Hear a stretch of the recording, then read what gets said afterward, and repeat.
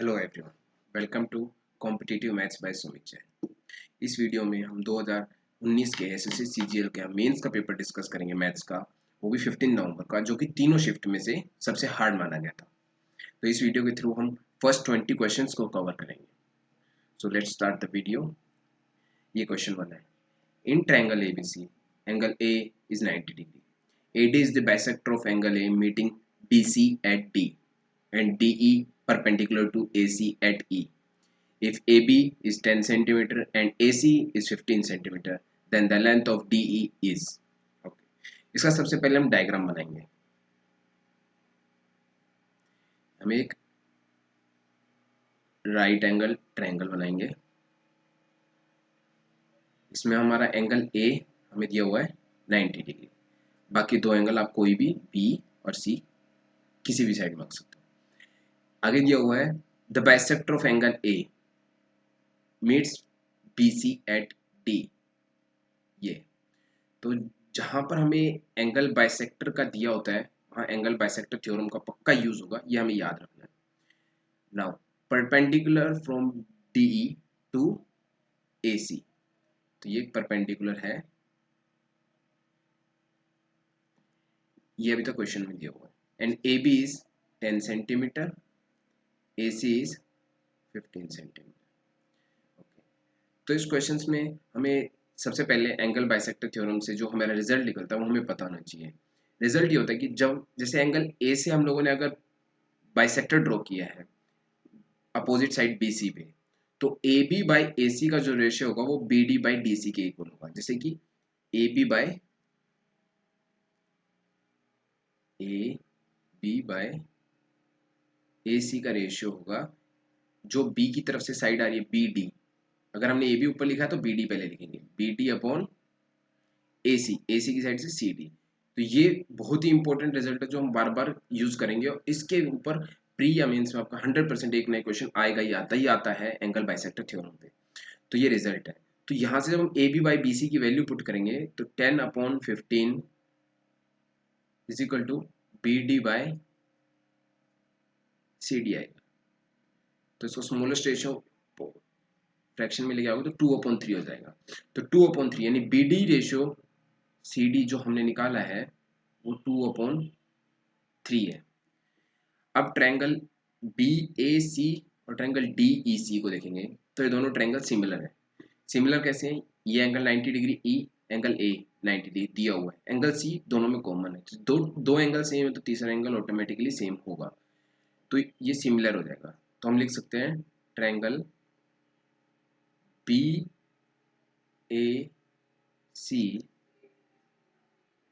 Similar to triangle B के correspondence में आएगा DEC। ये कोरस्पोंडेंस में लिखने का हमें ये फायदा होगा कि हम आगे साइड को लिखेंगे तो हमसे कोई गलती नहीं होगी। तो यहाँ से हम जब साइड्स का रेशियो लिखेंगे तो BA के कोरस्पोंडेंस में कौन सी साइड है? DE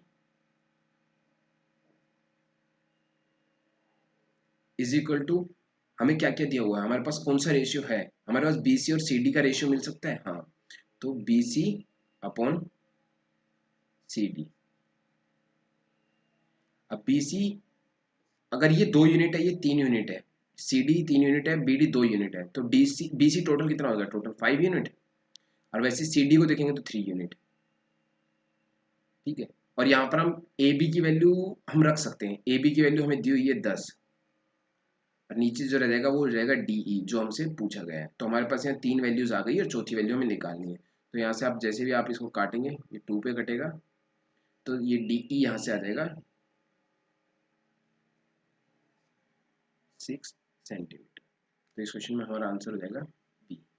ये क्वेश्चन मैंने आपको समझाया है इसलिए थोड़ा लेंथी हुआ है, वरना आपका max to max 30 to 45 second में ये क्वेश्चन होना चाहिए।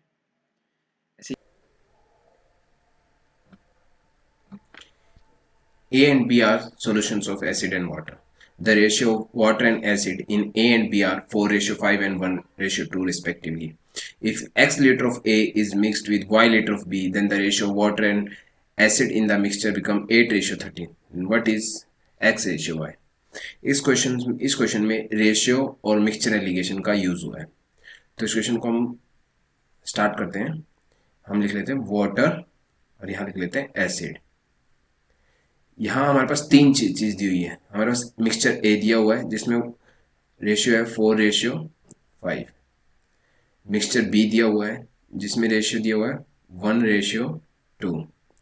एंड थर्ड दिया हुआ है, इन दोनों का मिक्सचर दिया हुआ है मिला के जो बना है उसका दिया हुआ है 8:13। तो सबसे इजी तरीका होगा कि हम जो इनका मिक्सचर का जो, जैसे यहाँ पर टोटल 4 और 5 का 9 बन रहा है, 1 और 2 का 3 बन रहा है, और 18 और 13 और 8 का 21 बन रहा है। तो हम इस मिक्सचर को एक एलसीएम लेके एक कॉमन मल्टीपल बना लेंगे तो उससे हमारा सबसे इजी मेथड पड़ेगा। जैसे 9, 3 और 21 इनका एलसीएम लेंगे तो हमारे पास 63 बन जाएगा। तो 63 के लिए हमारे पास 9 है तो मल्टीप्लाई बाय 7 करेंगे तो इसका हो जाएगा 20। ये हो जाएगा हमारे पास 28:35। ये हमारे पास मिक्सचर एक आ गया। मिक्सचर बी के लिए हमारे पास एलसीएम 63 था, 3 है तो 21 से मल्टीप्लाई करेंगे तो ये 21:42। और थर्ड में जो हमारे पास मिक्सचर है इस 21 है, इसको मल्टीप्लाई बाय 3 करेंगे तो 63 होता है तो 3, तो ये 24:39। हम लोगों ने इनमें यहाँ पर इनकी क्वांटिटीज को इक्वल बना दिया। हर एक की क्वांटिटी अब 63 लीटर या 63 जो भी यूनिट दी है वो है अभी। अब इस क्वेश्चन को हम इजिली कर सकते हैं। हम या तो ये वहाँ यहाँ से वाटर, ये हो गया एसिड, हम यहाँ से वाटर का भी मिक्सचर, वाटर भी उठा सकते हैं और एसिड भी। पहले वाले में हम देख ले वाटर उठा लेते हैं। वाटर मिक्सचर ए में कितना है 28, मिक्सचर बी में कितना है, मिक्सचर बी में वाटर है 21, और ओवरऑल जो इसका रिजल्ट है उसमें मिक्सचर में 24 बन रहा है। तो हम अब यहाँ पर मिक्सचर एलिगेशन लगा लेते हैं। हम इसमें से इसको माइनस करेंगे तो यहाँ पर आ जाएगा 3, इसमें से इसको माइनस करेंगे तो यहाँ आ जाएगा 4। तो हमारा आंसर हो गया A:B है जो हमने लिया हुआ है x लीटर y लीटर, वो है 3:4। तो ये हमारा आंसर हो गया। ऐसे ही हम यहाँ पर वाटर उठाया, इसी जगह अगर हम एसिड उठा के करते तो भी हमारा आंसर में कोई फर्क नहीं पड़ता। हम अगर 35 रेशियो ए का, 42 का बी का, ये ए का एसिड है, ये बी का एसिड है, और ये रिजल्टेंट एसिड कितना है 39। तो यहाँ से भी जो हम निकालेंगे 3, यहाँ से भी 4, तो A:B अभी भी 3:4 ही आएगा हमारा। तो यहाँ से निकाले या एसिड से निकाले या वाटर से निकाले, हमारा आंसर 3:4 ही आएगा। So moving on to next question. A can do a piece of work in 15 days. B is 25% more efficient than A, and C is 44% more efficient than B. A and B work together for 3 days, and C leaves. A and B together will complete the remaining work in. इसमें हम लोग time and work और percentage का use है। हमें सबसे पहले पता होना चाहिए 25% होता है। 25% को जब हम फ्रैक्शन में लिखेंगे तो वो होता है 1/4। जिसको वैसे तो एसएससी की तैयारी कर रहे हो तो ये सबको याद ही होगा। जिसको नहीं भी याद है तो परसेंटेज से फ्रैक्शन में जाने के लिए इनटू में 1/100 करते हैं। तो यहाँ से जब ये से कटेगा तो ये 1/4। तो वैसे ही 40% की वैल्यू हमें पता होनी चाहिए। तो ये हम डायरेक्टली यूज करेंगे क्योंकि मैं ये समझ रहा हूँ कि आप लोगों ने मेंस दिया है और आपको इतना तो पता होना चाहिए। ठीक है, एक सेकेंड इसको,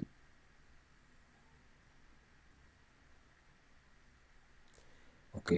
यहाँ B, A can do work in, हम लिख लेते जो जो हमें दिया हुआ है, ए कैन डू वर्क इन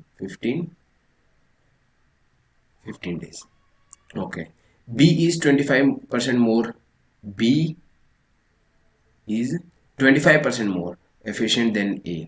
तो यहाँ पर B:A की जब हम एफिशिएंसी निकालेंगे तो 25% होता है 1/4, यानी अगर A की एफिशिएंसी हम 4 माने तो B की एफिशिएंसी 5 है क्योंकि वो 1/4 ज़्यादा है। 25% को 1/4 कैसे लिखा था वो मैंने आपको समझाया था। सिमिलरली जब हम C:B की एफिशिएंसी को देखेंगे तो 40% क्या होता है 2/5, यानी अगर B की एफिशिएंसी 5 है तो C की 2 ज़्यादा है यानी 7 है। तो यहाँ से हमारे पास A:B:C की एफिशिएंसी हम निकाल सकते हैं। तो एफिशिएंसी का रेशियो हमारे पास यहाँ से आ जाएगा A:B:C, ये इनकी एफिशिएंसी का रेशियो आएगा। A की अगर 4 है तो B की 5 है, B की अगर 5 है तो C की 7 है। तो हमारे पास ये डायरेक्ट एफिशिएंसी का रेशियो आ गया। अब A की एफिशिएंसी 4 है और टोटल 15 डेज वर्क किया है तो यहाँ से हम टोटल वर्क निकाल सकते हैं। टोटल वर्क कितना हो जाएगा, efficiency into number of days, यानी 15 × 4 हो जाएगा 60, यानी टोटल वर्क 60 है। अब क्या बोला हुआ है, A and B work together for 3 days। 3 days, अगर ए एंड बी की 4 और 5, टोटल एफिशिएंसी 9 है और 3 दिन काम करते हैं, तो टोटल 9 इंटू 3 27, यानी 27 A and C work for 3 days। A की एफिशिएंसी 4 है, सी की 7 है, तो टोटल एफिशिएंसी 11 हो गई और 3 days वर्क करते हैं, तो मतलब टोटल 33 यूनिट वर्क कंप्लीट कर जाएंगे। और टोटल 60 था, तो रिमेनिंग कितना वर्क रह गया, वो 27 यूनिट वर्क हमारा अभी बाकी है। And then C leave, C तो चला गया। A and B together will complete the remaining work in A और बी। ए की एफिशिएंसी 4 है, बी की एफिशिएंसी 5 है, तो total efficiency 9 and remaining work था 27। 27 वर्क रिमेनिंग है और ए और बी की एफिशिएंसी 9 है, तो इसको 27 को 9 से डिवाइड कर देंगे तो 3, मतलब 3 दिन में ए एंड बी रिमेनिंग वर्क को कर देंगे, तो रिमेनिंग वर्क पूछा तो इस हिसाब से answer 1। Okay, next question. The sum of present ages of a father and son is 52 years. 4 years hence, the son's age will be 1/4 that of father. What will the ratio of the ages of son and father 10 years from now? तो इस question को हम present ages को x और 52 minus x लेके भी कर सकते हैं, और इसको इजी करने के लिए हम क्या करेंगे, जो 4 ईयर हेंस की एज, ये प्रेजेंट मान लो, यहाँ प्रेजेंट लिख देते हैं, और ये 4 ईयर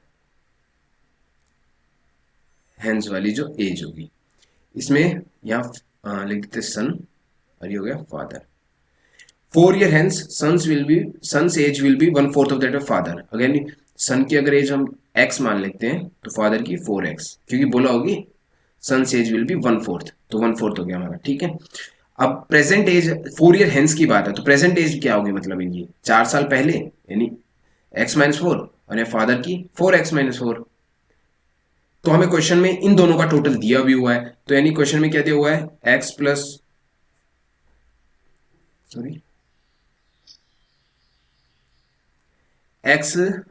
-4 प्लस 4x-4, इन दोनों का सम हमें दिया हुआ है 52। तो यहां से हमारी 5x की वैल्यू 60 आ जाएगी और x की वैल्यू आ जाएगी 12। तो x की वैल्यू 12 आने पे प्रेजेंट एज सन की कितनी आ जाएगी, x की वैल्यू 12 रखेंगे तो प्रेजेंट एज में सन की आ जाएगी 12 - 4 8, और फादर की आ जाएगी 4x 48 - 4 44। तो ये प्रेजेंट एजेस आ गई, और यहाँ से हम चेक भी कर सकते हैं 48 और 52 हमारा सही हो रहा है, मतलब हम सही डायरेक्शन में जा रहे हैं। What will the ratio of their ages 10 year afterwards? 10 year from now बोला, यानी इसमें डायरेक्ट 10 प्लस कर देते हैं, 18 और 54, और ये डायरेक्ट दिख ही रहा है मेरे को, ये 1:3, 18 3 जा 54, तो ये 1:3 इसका आंसर होगा। इस क्वेश्चन में हमें मैक्स टू मैक्स 20 सेकंड्स लगने चाहिए। नेक्स्ट क्वेश्चन है, ये हमें पाई चार्ट दिया हुआ है जिसमें हमें ABCDE number of employees working in 5 department दिए हुए हैं कंपनी में, टोटल एम्प्लॉयज 3000 दिए होंगे।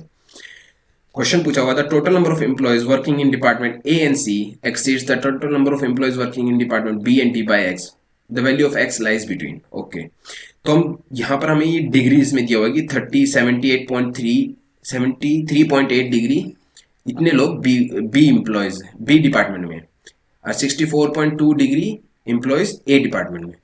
तो यहाँ से अगर हम ए और सी, हमें कॉम्बिनेशन क्या पूछा, ए और सी, तो a प्लस सी की जब हम वैल्यू निकालेंगे, डिग्रीज में निकालते हैं हम डायरेक्टली, तो 64.2 डिग्री प्लस 72 डिग्री, तो ये मेरा टोटल हो जाएगा 136.2 डिग्री। नेक्स्ट पूछा हुआ है बी एंड डी, तो बी प्लस डी, इन दोनों डिपार्टमेंट का जब मैं डिग्रीज में निकाल रहा हूँ, अभी तक मैं नंबर ऑफ एम्प्लॉयज में अभी कन्वर्ट नहीं कर रहा हूँ, वो हम बाद में करेंगे, प्लस 57, तो इसको हम जब लिखेंगे तो ये 130.8 डिग्री। एक्सीड्स पूछा हुआ, तो यानी डिफरेंस निकालेंगे, इन दोनों का डिफरेंस जब हम निकालेंगे तो ये आ जाएगा हमारा 5.4 डिग्री, ये मेरे पास डिफरेंस आ गया।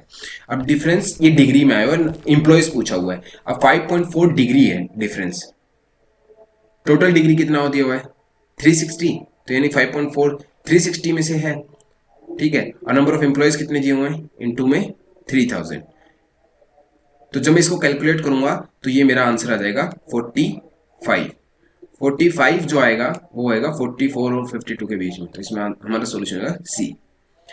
इसमें हमें पहले हर एक का एम्प्लॉयज निकालने की जरूरत नहीं है, हम रिजल्ट निकाल सकते हैं और उसको डायरेक्ट हम लास्ट में एम्प्लॉयज से मल्टीप्लाई करके हमारा डायरेक्ट आंसर निकाल सकते हैं। हम इंडिविजुअल का निकालेंगे तो हमारा टाइम बहुत ज्यादा लगेगा। Moving on to next question. In triangle ABC the bisector of angle A intersects BC at D. वही एंगल बाइसेक्टर का वापिस से नेक्स्ट क्वेश्चन आया है। एक ही शिफ्ट में देख सकते हो आप, दो दो बार एंगल बाइसेक्टर वाला फॉर्मूले का थ्योरम का यूज हो रहा है। तो हम एक ट्रायंगल बना लेते हैं।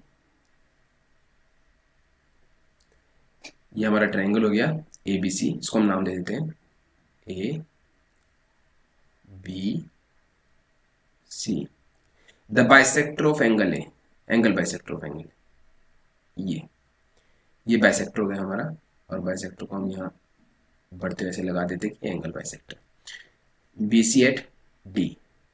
तो एंगल बाइसेक्टर से हम जब क्वेश्चन 1 में भी जो हमने किया था कि एंगल बाइसेक्टर है तो A B by A C होगा B D by D C के equal.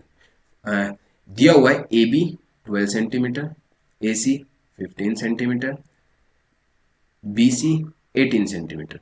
Find the length of B D. Okay, तो ये तो सेम क्वेश्चन हो गया जब हम एंगल बाइसेक्टर जो हमने फर्स्ट क्वेश्चन किया था। तो ऐसे triangle A B by A C, इसको हम लिख सकते हैं B D by D C के इक्वल। ये थ्योरम तो हमें याद रहनी चाहिए। ये कैसे किया मैंने, जिस एंगल को बाइसेक्ट किया उसकी आर्म्स का रेशियो अपोजिट साइड को जिस जहां डिवाइड कर रही है उसके इक्वल होगा। जैसे ए बी के साइड साथ में बी डी है तो ए बी, तो इसके इक्वल टू में बी डी आएगा, और ए सी के साइड में सी डी है तो अपॉन में सी डी, ए सी आएगा तो सी डी आएगा। इसको आप अपोजिट लिखोगे तो ए सी बाई ए बी लिखोगे तो यहाँ D C by B D करना पड़ेगा। तो यहाँ से हम जब वैल्यू लिखेंगे तो ये आएगा 12/15। इसको हम शॉर्टेस्ट में लिखेंगे तो 4/5, यानी अगर बी डी की वैल्यू 4 होगी तो डी सी की वैल्यू 5 होगी। और ये हमारा रेशियो है, ये एग्जैक्ट वैल्यू नहीं है, एग्जैक्ट वैल्यू हमें निकालनी है। और ये टोटल बीसी की लेंथ कितनी दी है हमें 18 सेंटीमीटर, 4:5 में। तो टोटल अगर इसको बीसी को अगर हम 9 यूनिट मानेंगे, 4:5, 9 यूनिट की वैल्यू अगर 18 दी हुई है तो 1 यूनिट की वैल्यू कितनी हो जाएगी 2 सेंटीमीटर। और बीडी कितना है हमारा, बीडी पूछा है और बीडी हमारा 4 यूनिट है, 4 यूनिट की वैल्यू कितनी हो जाएगी 8 सेंटीमीटर। यही हमारा आंसर है ये रहा। तो ये भी सेम एंगल बाइसेक्टर थ्योरम पे था। Next question. The height of a solid cone is 30 centimetre and the diameter of its base is 10 centimetre. Two identical cone. चलो हम एक सिलेंडर बना लेते हैं पहले।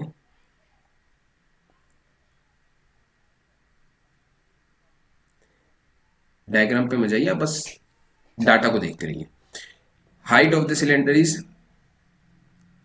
30 centimetre, base diameter 10 centimetre, two identical cones of radius 5 centimeter and height 12 centimeter are drilled out. What is the surface area of the remaining solid? अब identical of radius 5 centimetre, इसका diameter 10 दिया तो radius 5 है इसका भी, तो मतलब ये पूरा यूज हुआ है। एंड हाइट 12, 12 इधर से गया 12 इधर से गया, तो मतलब कहीं ना कहीं ये जो डायग्राम बनाने की कोशिश करें, विजुअलाइज करने की कोशिश करें, तो ये इतना कट गया और ये इतना कट गया, ये हमने काट दिया। तो जब हम इसको डायग्राम को इस हिस्से को काट देंगे तो हमारे पास रफ में ये डायग्राम बचेगा कि ये है, ये है, ये है, ये है, ये है और ये है। ये राउंड में है, ये राउंड में फिगर है जिसमें से ये कोन वाला हिस्सा कट गया है।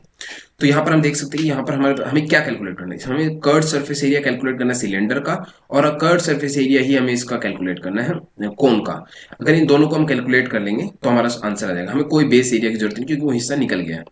तो curve surface area of cylinder का फॉर्मूला तो सबको पता ही है,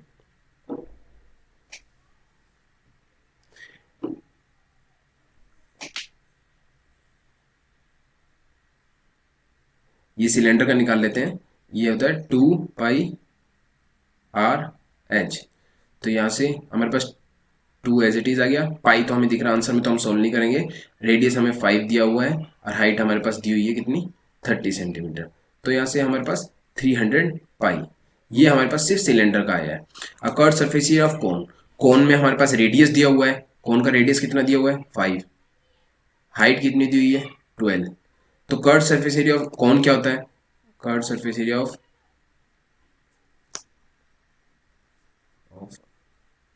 कोन इसका फॉर्मूला हमें पता ही है, पाई आर एल। एल यहाँ होता है स्लांट हाइट, तो स्लांट हाइट का फॉर्मूला भी हमें पता है, एल किसके इक्वल होता है, under root of H square plus R square के इक्वल। तो यहाँ से हमें ट्रिपलेट भी याद है, हमें पता होने चाहिए मेंस अगर हम दे रहे हैं तो, या फिर एसएससी की तैयारी करें तो मिनिमम ट्रिपलेट्स हमें पता होने चाहिए। तो यहाँ से एल हमारा 13 सेंटीमीटर आ जाएगा। तो यहाँ पर जब हम वैल्यू रखेंगे पाई की, पाई रख लेंगे, आर हमें 5 दिया हुआ है और हमें फिर 13।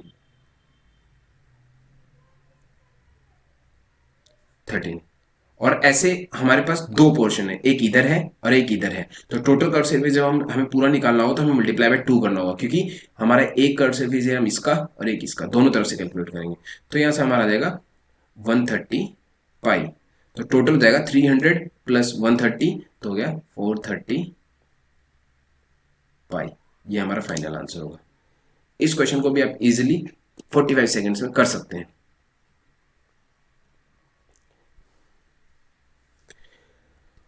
On selling an article for rupees 123.40, the gain is 20% more than the amount of loss incurred on selling it for rupees 108.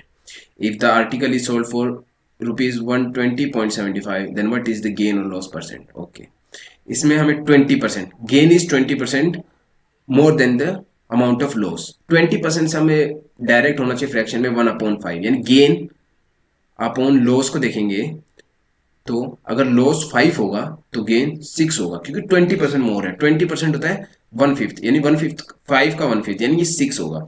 तो अगर हम गेन रेशियो लॉस का रेशियो देखेंगे वो 6:5 होना चाहिए।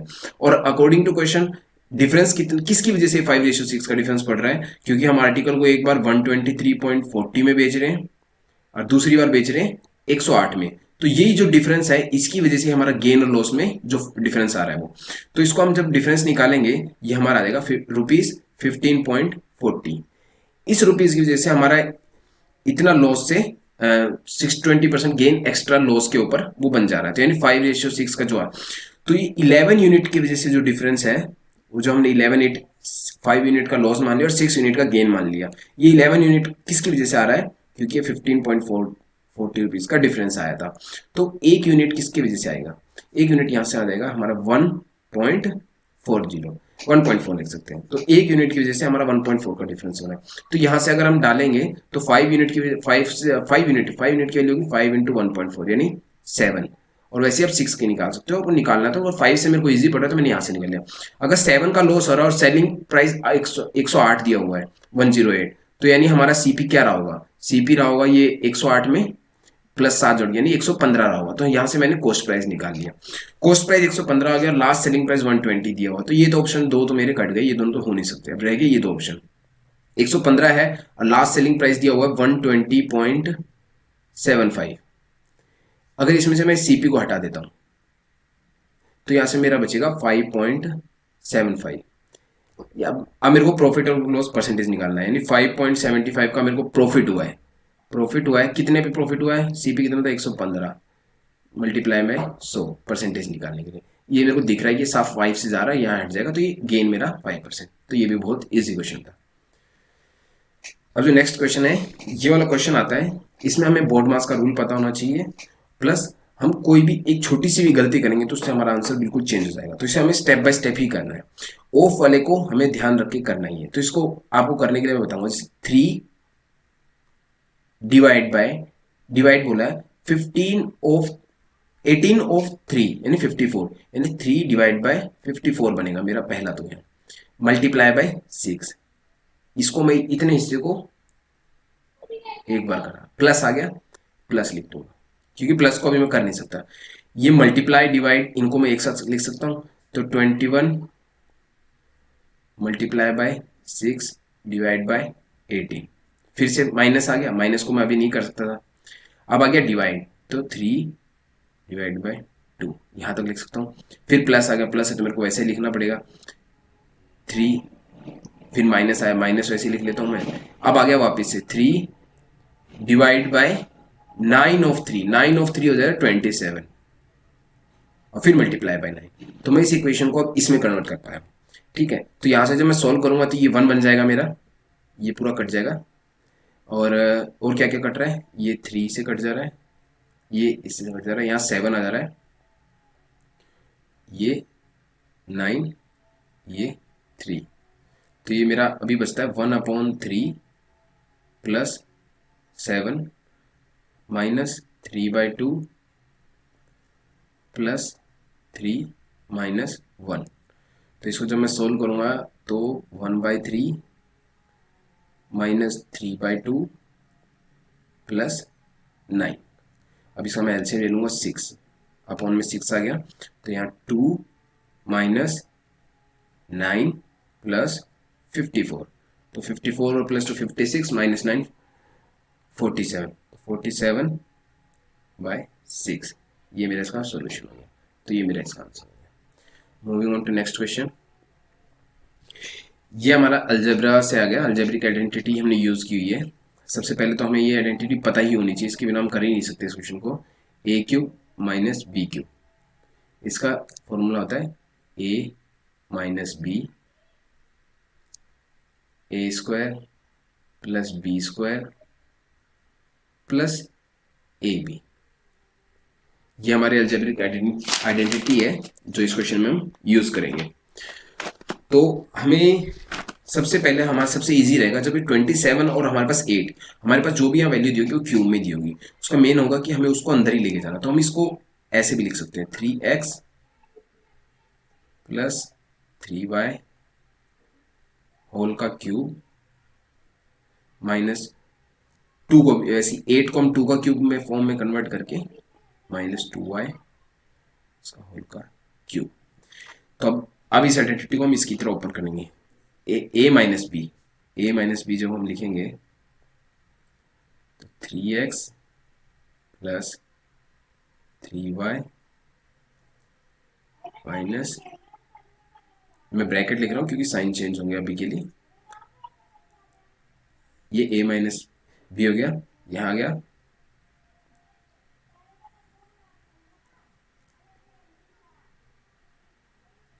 a², ये पूरा एक ब्रैकेट आएगा, प्लस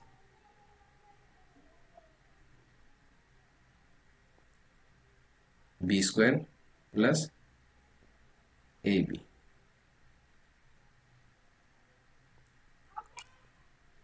ये आपका थोड़ा सा लेंथी क्वेश्चन है, इसमें लगेगा टाइम, तो इसमें घबराने की जरूरत नहीं कि मुझे इतना टाइम लग रहा है। तो यहाँ पर हम सॉल्व करेंगे तो ब्रैकेट कर लेंगे, तो x प्लस ये माइनस माइनस प्लस हो जाएगा 3y प्लस 2 5y, ये आ गया। और यही हमारे इसमें पहला था ये पॉइंट, तो यहाँ तक मैं पहुँच गया हूँ। इसके बाद स्क्वायर को ओपन कर लेंगे, तो स्क्वायर को ओपन करके आ जाएगा 9x² plus 9y² plus 2xy, यानी 9 18xy। ऐसी सेकंड वाले पोर्शन को लेंगे 4x² plus 4y² minus 8xy 2xy से। और ऐसे ही हम थर्ड पोर्शन को खोल लेंगे, तो ये बन जाएगा हमारा, यहाँ से 2 और 3 अगर बाहर भी लगे तो x प्लस वाई और x माइनस वाई बचेगा, तो 2 और 3 का तो डायरेक्ट 6 आ जाएगा और x² माइनस y² बचेगा। ठीक है, ये आ गया। अब इस क्वेश्चन को आगे हम सोल्व करेंगे, तो x प्लस 5y और यहाँ से हमारे पास बचेगा 9x² plus 4 13 plus 6 19x² plus 9y² plus 4 13y² और minus 6 13 minus 6 7 7y² 18xy minus 8xy, यानी प्लस का 10xy। अब मैं इसको अपने जो ऊपर क्वेश्चन में दिया हुआ उसको एज इट इज यहाँ लिख लेता हूँ ताकि मैं कंपेयर कर सकूँ।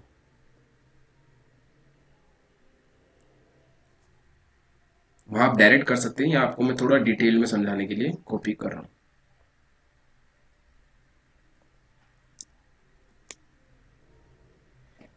तो यहाँ से जब हम, ये तो हमारा सेम हो गया, इसमें तो कोई इशू नहीं है। ये इसको जब हम कंपेयर करें तो हमारे पास a की वैल्यू 19 आ गई, तो a की वैल्यू कितनी आ गई हमारे पास 19,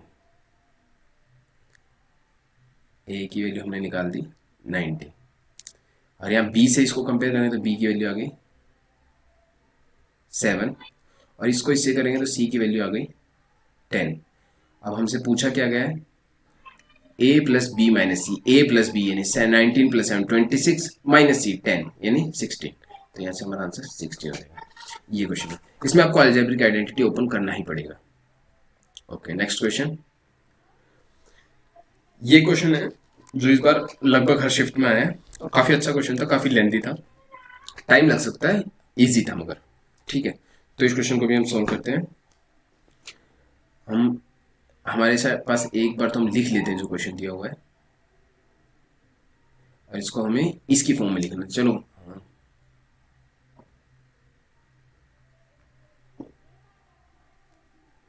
इसको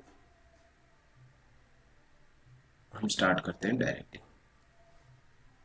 इसको 45/53 को मैं 1/1 1/53, जो 45 ऊपर गया था उसको मैं नीचे ला सकता हूँ, ठीक है।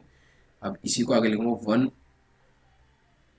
1/1 प्लस 45 1 45 तो 8 बच गया, 8/45 ये मैं लिख सकता हूँ, ठीक है। इसी क्वेश्चन को जो मैं आगे कैरी करूंगा तो 1/1 प्लस 1/45/8 आ गया। इसी को जब आगे करूंगा 1/1 प्लस 1 इसको 8 5 जा 40 5 प्लस रिमाइंडर में मेरा 5 बच गया, ये मैं लिख सकता हूँ। यहाँ तक सबको इजीली समझ में आ गया होगा, ठीक है। अब इसको 1/1 प्लस 1/5 प्लस 1/8/5 ये भी लिख सकता हूँ मैं यहाँ से। अब 8/5 यहाँ आने का हमें एक चीज नोटिस करनी है कि माइनस का साइन है, और हम लोग जितने भी लिखते हैं वो सब प्लस में लिख के आए और रिमाइंडर को छोड़ते हैं, तो माइनस में है तो मान लो कहीं ना कहीं ये आगे जा रहा है इससे। तो इसको जब हम माइनस के साइन के रूप में लिखेंगे तो इसको 1/1 प्लस 1/5 प्लस 1 इसको मैं 5 2 जा 10 और 2 रिमाइंडर मिल जाएगा, और मेरे को 2 ही रिमाइंडर चाहिए, तो मेरा मतलब मेरे को यहाँ से समझ में आ रहा है कि इसको 2 माइनस 2/5 ये लिख सकता हूँ, इस फॉर्म में लिख सकता हूँ। और यही वो फॉर्म है जो मेरे को पूछी गई है, ये वाली। अब जब इसको मैं कंपेयर करूंगा तो यहाँ मेरा 1 आ रहा है, ये क्या है, ये मेरा ए है, ये जो बी है ये बी, यहाँ 5 आ रहा है, और इसी फॉर्म में 2/5 वाले के आगे देखूंगा तो ये मेरा सी, ये मेरा सी है। तो यहाँ से मेरे पास ए बी सी की वैल्यू होगी, ए की वैल्यू 1, बी की 5, सी की 2, और मेरे को चाहिए क्या 4a minus B plus 3c चाहिए। तो यहाँ पर ए बी सी, ए की वैल्यू 1 4 इंटू 1 माइनस बी की वैल्यू 5 प्लस 3 इंटू 2, कितना हो गया 4 माइनस 5 माइनस 1 प्लस 6 यानी 5, तो मेरा आंसर हो गया 5। Okay, next question.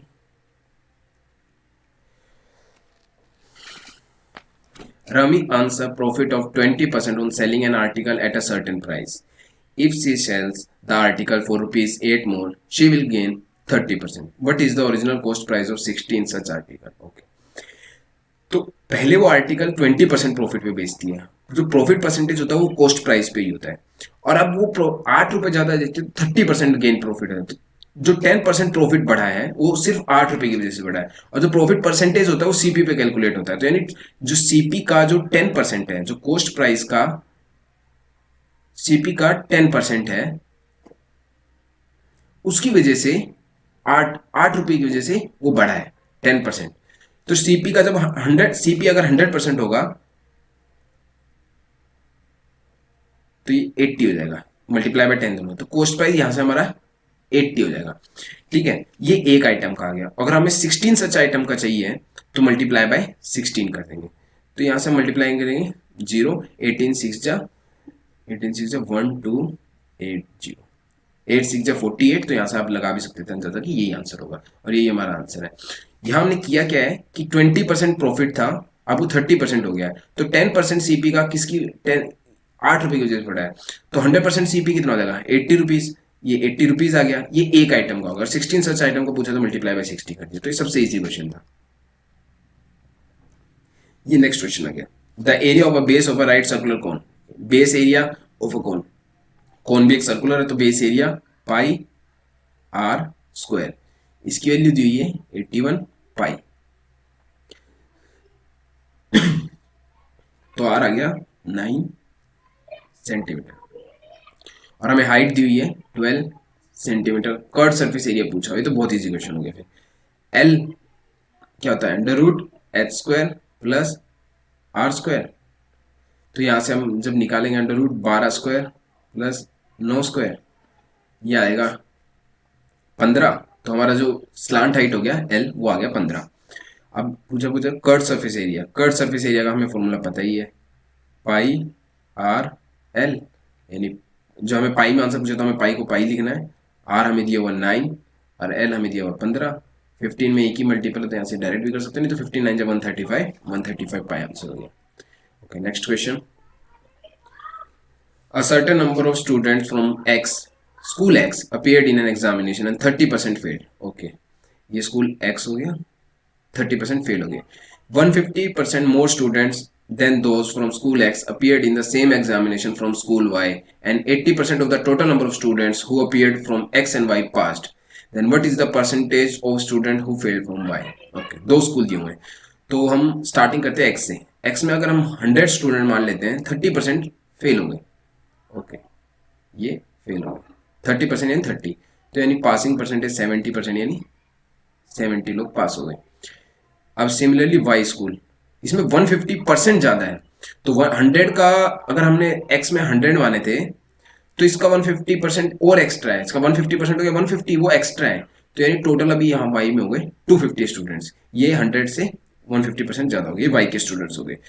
Total 80% of the students who appeared, यानी 100 यहाँ और 250 यहाँ वाई में, तो टोटल अपीयर्ड हो गए 350। 350 में से 80% बच्चे, 80% अगर हम डायरेक्ट निकालें तो 4/5 से कर सकते हैं, तो यहां से हम निकालेंगे तो यानी 4/5 यानी ये से 70 से कटेगा, ये 280। ये आपको डायरेक्ट कैलकुलेशन छोटी छोटी आनी चाहिए, मैंने आपको करके दिखा दिया आपके इजी के लिए। 280 स्टूडेंट जो है टोटल पास्ड है, जबकि एक्स में तो हमें पास पता है 70 है, तो 70 माइनस कर देंगे तो टोटल कितने, ये 210 एक्स्ट्रा पास हुए हैं, तो ये जो पास हुए सब यहीं से हुए होंगे, तो यहाँ पर हमारे पास 210 बच्चे यहाँ से पास हुए हैं, और 250 में से 210 हटा देंगे तो 40 बच्चे यहाँ से फेल हो गए। What is the percentage of fail student from Y, Y में कितने बच्चे फेल हुए 40, और टोटल वाई में कितने थे 250, परसेंटेज के लिए मल्टीप्लाई बाय 100, ये 2 ये 5 से जाएगा, ये 8 से गया, 8 2 16, तो यानी 16%। Okay next question. Surekha borrowed a sum of money and returned it in 2 equal installments of rupees 5547 each. If the rate of installment was 15 1/2% per annum compound yearly, then the total interest paid by her was. तो compound interest में सबसे पहले तो हम percentage को देख लेते हैं, 15 1/2%। अगर हम इसको रेशियो में लिखेंगे तो ये आएगा हमारा 43/40%। ये रेशियो मुझे करके याद हो गया, आप लोग चाहें तो इसको 15/2 और उसको फ्रैक्शन में करने के लिए इंटू 1/100 करेंगे तो आपका भी यही रेशियो आएगा। तो सिंपल इंटरेस्ट में फर्स्ट ईयर में जो हमारा इंटरेस्ट होगा यानी 40 से 43 होगा, और सेकेंड ईयर में सेम इंटरेस्ट इसका स्क्वायर यानी 1600, और यहाँ पर इसका स्क्वायर जो कि होगा हमारा 943 का 1224,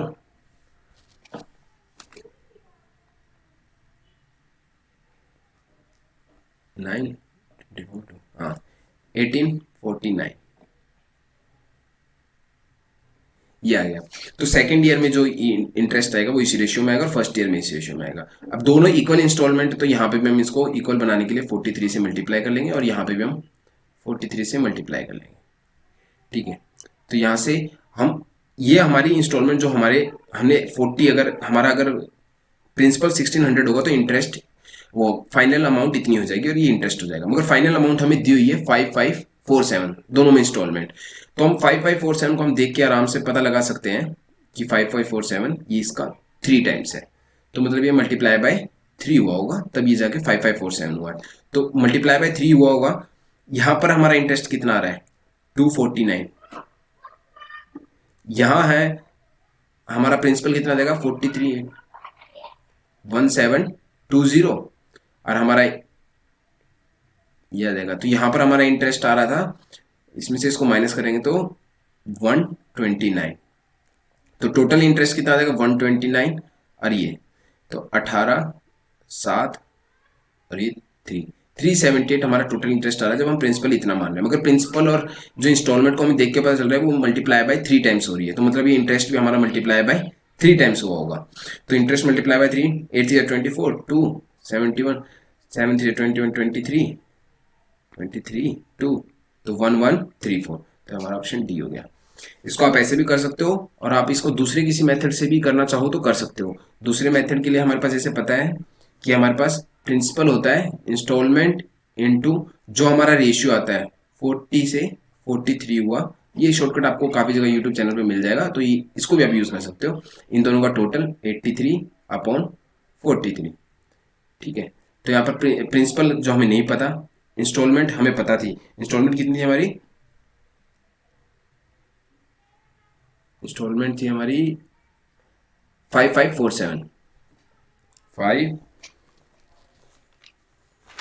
5547 इसको मल्टीप्लाई बाय 40/43 इंटू 83/43। तो आप इसको इससे काटोगे तो ये आपका 129 पे कटेगा। इसको आप इससे काटोगे तो ये 3 पे कटेगा। तो यहाँ से आप प्रिंसिपल की निकालोगे वैल्यू, तो प्रिंसिपल की वैल्यू आएगी 9960। ये प्रिंसिपल की वैल्यू होगी। और टोटल इंस्टॉलमेंट 2 थी, एक इंस्टॉलमेंट 5547 थी। तो टोटल अमाउंट पेड हो गया मल्टीप्लाई बाय 2 करके आप निकाल सकते हो, जो आपका आएगा 11094।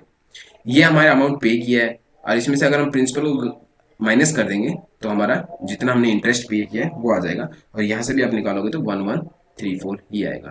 तो आप किसी भी तरीके से कर सकते हो जिससे आप चाहोगे। Okay, next question. ये अगर ये डायरेक्ट फॉर्मूला बेस्ड है, आप इसके फॉर्मूले डायरेक्ट याद करोगे तो ज्यादा बेनिफिट में रहोगे। कोई भी एक ट्रायंगल बना लेते हैं हम। ट्रायंगल पी क्यू आर, ये एक ट्रायंगल है पी क्यू आर। इसमें ओ एक इन सेंटर दिया हुआ है, क्यू ओ आर ये एक एंगल मेजर इसका पूछा हुआ है हमें, और एंगल पी का हमें मेजर दिया हुआ है 42 डिग्री। तो इसमें दो ही फॉर्मूले यूज होते हैं जो इन सेंटर वाले में एंगल के लिए। जो इंटरनल एंगल होता है वो होता है 90 डिग्री प्लस p/2, जो हमारा इंटरनली इसे। और इन्हीं साइड को अगर एक्सटर्नली बनाया होता और एक्सटर्नल एंगल को बाइसेक्ट करके अगर हमारा एक बाहर बना होता ओ पॉइंट, ये पॉइंट अगर ओ डैश जो मान लेते हैं, अगर ये बाहर होता तो इसके लिए फॉर्मूला हो जाता 90 डिग्री माइनस p/2। ये दो ही फॉर्मूले होते हैं जो इन सेंटर में एंगल के लिए होते हैं। तो ये डायरेक्ट फॉर्मूला बेस्ड क्वेश्चन है। तो हमारे पास इसमें इंटरनल दिया हुआ है तो 90 प्लस 42/2 ये 21। तो यहाँ से 90 21 और 111 ये आंसर आ गया। तो बहुत इजी क्वेश्चन है। इसके ऊपर मेन से प्री में आपको एक ना क्वेश्चन पक्का ही मिलेगा। आपको या तो ये फॉर्मूला इस्तेमाल करना है, और अगर आप वही चीज एक्सटर्नल बाइसेक्टर से बन रही हो तो आपको ये फॉर्मूला इस्तेमाल करना है। ये पी मैंने वो एंगल लिया जिसके अपोजिट में बन रहे हैं। कोई भी साइड दी होगी तो आपको ये जिस ये दिया होगा ये एंगल इसके अपोजिट बन रहा होगा, या ए बी सी जो भी हो सकता है, अपने पी यानी एंगल माना हुआ जो हमें दिया हुआ यहाँ पर। ठीक है, next question. A sold a watch to B at a profit of 20%. B sold it to C at 30% profit. C sold it to D at 10% loss. Is B's profit is 80 more than that of A, then D bought it for. Okay. इस question को हम ratio percentage को हम ratio में convert करने की कोशिश करेंगे ताकि हमें रेशियो पता लग जाएगी किस किस रेशियो में इन लोगों ने आपस में बेचा है। तो इसे A/B, तो यहाँ से देखेंगे A sold it to B है प्रॉफिट ऑफ 5, यानी ए को 5 होगा कॉस्ट प्राइस, तो उसने 6 में बी को भी, तो बी के लिए कॉस्ट प्राइस पक्का 6 रहा होगा, और इसने 1 का प्रॉफिट ले लिया 20% का। अब ऐसे ही हम बी रेशियो सी को देखेंगे तो 30% प्रॉफिट लिया, तो यानी इसने 10 रुपए की चीज किसी सी को 13 बेच दी होगी। ये हम बराबर करेंगे, इस रेशियो को बाद में करेंगे। वैसे सी और टी का डी का रेशियो निकालेंगे। सी को अगर कोई चीज 10 रुपए की पड़ी होगी तो उसने 9 रुपए में बेच दी, 1 रुपए का लॉस लिया। डी को 9 रुपए की पड़ी होगी। तो यहां से जब हम कॉस्ट प्राइस का रेशियो निकालने की कोशिश करेंगे, ए 5, बी का 6, अब 10, तो सी का 13, इसका सी का 10, तो 9। तो रेशियो का आपको पता है, इस साइड कंप्लीट करने इसको आप डालिए। यहाँ 6 है तो इनको भी 6 6 से फिल करिए। यहाँ 10 है, 10 जो बैक में वैल्यूज होगी आप उसको फिल करते चलिए। 10 10। तो यहाँ से जब हम इसका निकालेंगे तो ये 500 हो गया, ये 600 हो गया, ये हो गया 780 और ये 702। ये हर एक को जो कॉस्ट प्राइस जो पड़ा होगा, इसने इसको 20% प्रॉफिट भेजा तो इसको ये कॉस्ट प्राइस पड़ा होगा। तो इसमें बोला क्या है, B's profit is 80 more than that of A का प्रॉफिट कितना आ रहा है हमारे हमारी वैल्यूज से 100, बी का आ रहा है 180। तो मतलब हमारी वैल्यूज जो हमने निकाली है वो एग्जैक्ट निकल गई है। अगर नहीं भी निकलती तो रेशियो में निकलती तो मल्टीप्लाई बाय 2 होता है, या मल्टीप्लाई बाय 3 टाइम्स होता है, या हाफ टाइम होता, तो हम उसको एडजस्ट कर लेते वैल्यूज को उसके हिसाब से। या हमारी एग्जैक्ट निकल गई। तो बोला then the bought it for, तो डी हमारा यहाँ से डायरेक्टली 702 हमारा आंसर आ गया। ये हमें रेशियो डायरेक्ट मिल गया। अगर नहीं भी मिलता, यहाँ मान लो 90 का डिफरेंस होता, या फिर 80 रुपीज प्रॉफिट दिया है, 40 का डिफरेंस होता, ट्वाइस हो जाता, तो इस सब चीज को हम ट्वाइस करके उसको वैल्यू को निकाल लेते हैं। नेक्स्ट क्वेश्चन, इन विच ये हमें पाई चार्ट ग्राफ दिया हुआ है। इसमें रेवेन्यू और expenditure in crores of a company XYZ from 2014 to 19 दिया हुआ है। ब्लू में रेवेन्यू है और ऑरेंज में एक्सपेंडिचर दिया हुआ है। अमाउंट करोड्स में दिया हुआ है, नीचे ईयर दिए हुए हैं। In which year was the revenue 33 1/3% more than the average expenditure of the company during 2014 to 2019। तो 2014 से 2019 का पहले हम एक्सपेंडिचर एवरेज एक्सपेंडिचर ही निकालते हैं। तो हम पहले सारी एक्सपेंडिचर वैल्यू को 130 प्लस 150 175 200 165 170 इनका टोटल कर लेते हैं।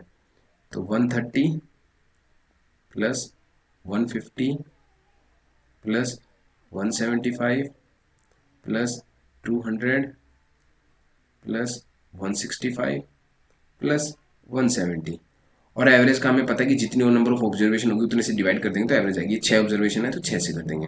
तो यहाँ से हमारा आएगा 990 अपॉन 6, ये आएगा 165। पूछा क्या है, ये हमारा एवरेज एक्सपेंडिचर जो हमने कहा था वो निकाल लिया। रेवेन्यू की बात हो रही है तो हमें एक्सपेंडिचर को यहाँ छोड़ देना है, रेवेन्यू पे आना है। 33 1/3% मोर, 33 1/3% होता है, ये होता है 1/3। अगर हम इसे रेशियो में निकालें तो यानी अगर 3 था तो उसमें प्रॉफिट 1 का होना चाहिए। तो हमें 3 की वैल्यू हमें निकाल ली कि हमारा एवरेज एक्सपेंडिचर 165 था।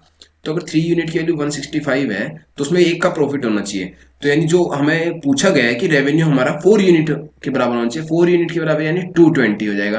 क्योंकि 3 यूनिट की वैल्यू अगर 165 है तो 1 यूनिट की वैल्यू आ जाएगी 55, तो यहाँ प्रॉफिट 55 आएगा। यानी प्रॉफिट मतलब जो रेवेन्यू एक्स्ट्रा पूछा हुआ है और इसमें 55 ऐड करोगे तो यानी 220 पूछा हुआ है कौन से ईयर का हमारा रेवेन्यू है। तो हम देख लेते हैं 14 में तो नहीं है, 15 में, 16 में भी नहीं है, 17 में भी नहीं, 18 में। तो 18 में हमारी एग्जैक्ट वैल्यू है 2008, 18 इसका आंसर हो जाएगा। नेक्स्ट क्वेश्चन है, ये हमें सेम जो हमने इसका एक पार्ट पहले कर लिया था सेम क्वेश्चन है। The number of employees in department B is what percent of the total number of employees working in D and E. तो जब हम पे कोई भी चीज डाटा दिया होगा और हमें उसका सिंपल परसेंटेज पूछा तो हमें इसकी न्यूमेरिकल वैल्यू निकालने की जरूरत नहीं, हम डायरेक्ट डिग्री से ही परसेंटेज निकाल सकते हैं। तो हमारे पास बी का दिया हुआ है 73.8 डिग्री। वैसे ही किसके रेशियो अपॉन में पूछा हुआ है, डी एंड ई, तो डी प्लस ई इसका टोटल हमें निकालना पड़ेगा। 93 प्लस 57 ये आ जाएगा हमारा 150 डिग्री। पूछा हुआ है कि कितना परसेंट है बी और डी के, तो यानी 73.8 अपॉन 150 और परसेंटेज पूछा है तो इंटू 100, तो ये जाएगा 2/3। इसको लिखेंगे तो इसको मल्टीप्लाई करेंगे तो 147.6 डिवाइड बाई 3, ये जाएगा 4 × 12 27 9 × 27.2, तो 49.2 यानी एग्जैक्ट वैल्यू दी हुई है तो ये हमारा आंसर होगा। Okay, next question. ये इस वीडियो का लास्ट क्वेश्चन है, और इस क्वेश्चन को करने से पहले मैं आपको, हाँ, इसको हम परसेंटेज से ही करेंगे, ठीक है। Rishu saves X% of her income. अगर हम इसको क्वेश्चन ऑफ, या हम एग्जाम प्रोस्पेक्टिव से, या फिर हम पेपर को देखने के बाद सॉल्व करें, तो हम बोल देंगे कि इसको हम वैल्यूज उठा लेते हैं कि 25% उठा के देख लेते हैं, 100 में से 25 हटा देंगे, जैसे 100 है, 25% सेव कर लिया, 75% तो उसका एक्सपेंडिचर हो गया, ठीक है। नेक्स्ट 26% बढ़ा दिया, 126% हो गया। अब इसमें से एक्सपेंडिचर इंक्रीज बाय 20%, तो 75 और 20% 1/5, नहीं, ये हो गया 90, और ये हो गया हमारा 36, बच गया सेविंग 36। ये 25 से 36 कहीं से 50% नहीं है, तो ये पहला ऑप्शन नहीं हो सकता। तो ऐसे हम चाहे तो तीनों चारों ऑप्शन से चेक कर सकते हैं, वो भी हमारा हो जाएगा जल्दी, उसमें कोई ज़्यादा टाइम नहीं लगेगा। ये एक ऑप्शन का मेथड हो गया, मगर हम इसको पूरा बेसिक से करने बताएंगे, क्योंकि हमारे पास अभी पेपर नहीं है, हमारा एग्जाम हो चुका है और अभी हमें सीखना है।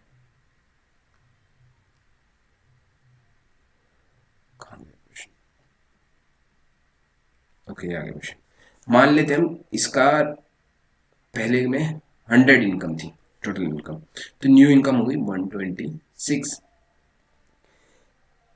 यहाँ पर हमने एक्सपेंडिचर 20% बढ़ा है, तो 20% से हमें एक हिंट मिलता है कि 1/5 का कुछ होगा। तो मान लो अगर मैं एक्सपेंडिचर यहाँ 5x मान लूँ, तो यहाँ मेरा एक्सपेंडिचर 20% बढ़ा दिया, 6x हो गया, ठीक है। यहाँ तक किसी को डाउट नहीं होना चाहिए। ये हमने टोटल 26% 100 में इनकम बढ़ा दी, और यहाँ पर मेरा सेविंग क्या होगा, फिर यहाँ पर मेरी सेविंग होगी 100 माइनस 5x, ये मेरा एक्सपेंडिचर था। वैसे सेम एक्सपेंडिचर ये है, तो यहाँ पर मेरी सेविंग क्या होगी, 126 माइनस 6x, ये मेरी इनकम है, इसमें से एक्सपेंडिचर माइनस सेविंग। और फर्स्ट ईयर, ये नेक्स्ट जो मैंने बढ़ा दिया है 26% बढ़ाने के बाद, ये क्या बोला कि ये सेविंग 50% ज़्यादा है, यानी अगर ये 2 यूनिट होगी तो ये 3 यूनिट होगी। तो यहाँ से हम x की वैल्यू इजीली निकाल पाएंगे। यहाँ से x की वैल्यू हम सोल्व करेंगे तो हमारे पास आ जाएगी 16, और x की वैल्यू को हम 16 को यहाँ रखेंगे, 5 इंटू 16 80, और 100 माइनस 80 यानी 20, यानी 20 सेव कर रहा है, और x में से 100 में से 20 सेव कर रहा है, तो यानी सेव्स 20%। तो यहाँ से हम डायरेक्ट निकाल सकते हैं 20%। ये भी हमारा एक मेथड है, नहीं तो हम एक एक वैल्यूज को पुट करके भी चेक कर सकते हैं। और ये हमारे फर्स्ट 20 क्वेश्चंस होंगे। होपफुली आपको इनमें से कोई डाउट नहीं होगा। फिर भी आपको अगर कोई डाउट बचता है तो आप मेरे को इस ईमेल आईडी पे कांटेक्ट कर सकते हैं, और आप कोई भी गाइडेंस चाहिए एसएससी से रिलेटेड या रेलवे से रिलेटेड, तो आप मेरे से ज़रूर कॉन्टेक्ट कर सकते हैं, आपकी डेफिनेटली हेल्प की जाएगी। Okay, thank you.